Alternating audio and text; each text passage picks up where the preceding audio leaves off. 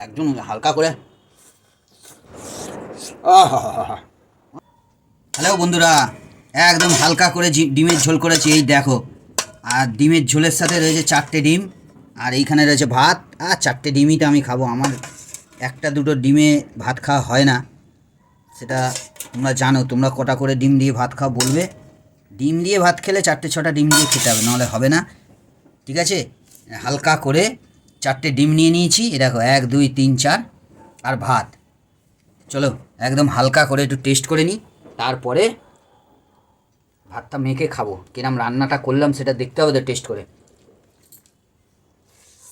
হুম হুম হুম হুম হুম হুম অসাধারণ অসাধারণ রান্না হয়েছে। ও, ডিমগুলো এডিবলি হয়ে যাচ্ছে একদম হালকা করে। আহ হা হা হা হা। হুম হুম হুম দারুণ, খারাপ হয়েছে।